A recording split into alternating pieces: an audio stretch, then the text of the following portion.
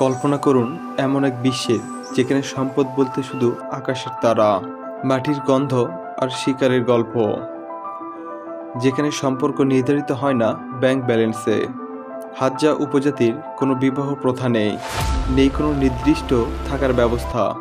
তাহলে এখানে কিভাবে পরিবার গঠন করে, কিভাবে বাচ্চা হয়, সেই সাথে হাজ্জা উপজাতির জীবন ও বিভিন্ন সংস্কৃতি তুলে ধরার চেষ্টা করব এই ভিডিওতে। তো চলুন ভিডিওটি শুরু করা যাক।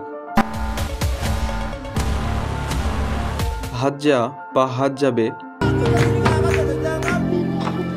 এরা আফ্রিকার তানজানিয়ার অধিবাসী। এরা একটি সুরক্ষিত শিকারী সংগ্রাহক জাতিগোষ্ঠী। হাজ্জারা সাধারণত যাযাবর।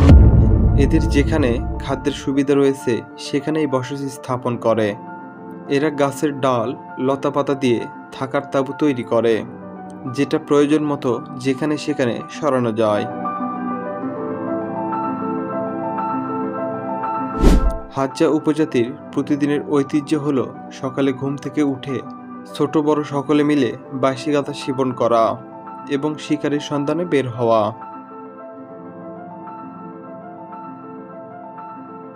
হাজ্জারা সাধারণত যেদিন যে প্রাণী পাবে সেদিন সেই প্রাণী তাদের খাবার। তবে এরা খাবার ভাগাভাগি করে খেয়ে থাকে। কোনো প্রাণীকে শিকার করলে তারা সেখানে আহার করে এবং পরিবারের জন্য কিছু অংশ বাড়িতে নিয়ে আসে।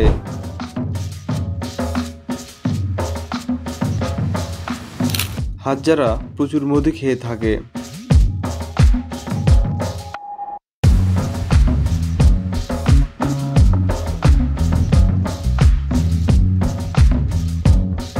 এদের মধু সংগ্রহের কৌশল খুবই সাধারণ ও প্রাকৃতিক। তারা প্রথমে গাছে কান লাগিয়ে মৌচাক শনাক্ত করে থাকে, তারপর কাঠ কেটে মৌচাক বের করে।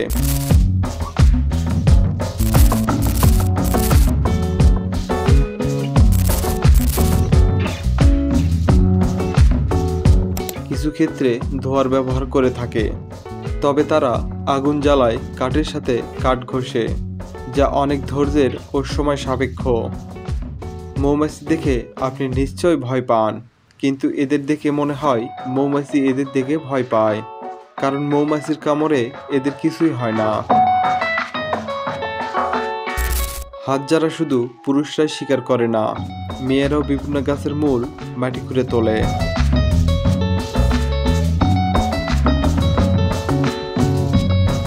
তবে বড় প্রাণী যেমন জিব্রা, বনমহিষ শিকার করলে তারা শিকারের উৎসব পালন করে থাকে। উৎসবে ছেলেরা নৃত্য করে এবং এলাকাবাসী দেখে শেষে নারীপুরীর স্যুপ খেয়ে ঘুমাতে যায়।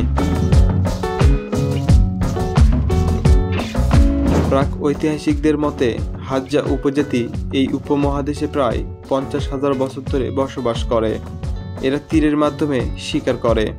শিকার করা প্রাণীর চামড়া বিভিন্ন কাজে ব্যবহার করে, যেমন ছদ্মবেশ ধরতে, শীতের রাতের কম্বল হিসেবে, আবার বিভিন্ন উৎসবে নানান ধরনের প্রাণী সাজে বের হয়। হাজ্জা উপজাতি পুকুর ডোবার পচা নোংরা পানি পান করে। তবে গ্রীষ্মকালে পানি শুকিয়ে গেলে এরা পানির জন্য নিচু ভূমিতে মাটি খুঁড়ে পানি বের করে, পান করে ও সংরক্ষণ করে থাকে। হাজ্জারা শিকারী জনগোষ্ঠী, তাই সবার তীর আলাদা। যে যার তীরের নির্দিষ্ট ডিজাইন করে থাকে, দাঁত দিয়ে বাঁকা তীরকে সোজা করে থাকে। শিকারে যাওয়ার আগে এরা নিশানা লাগানোর প্র্যাকটিস করে থাকে, কারণ পশু শিকারের মাধ্যমে এদের সম্মানিত করে থাকে।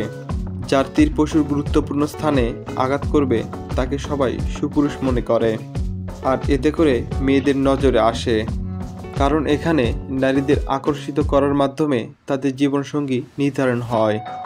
এখানে ছেলে মেয়ের পছন্দে তাদের পরিবারের সম্মতি। এখানে কোনো বিবাহ প্রথা নেই। একটা ছেলে মেয়ে একসাথে থাকতে শুরু করলেই ওটাই তাদের বিবাহ।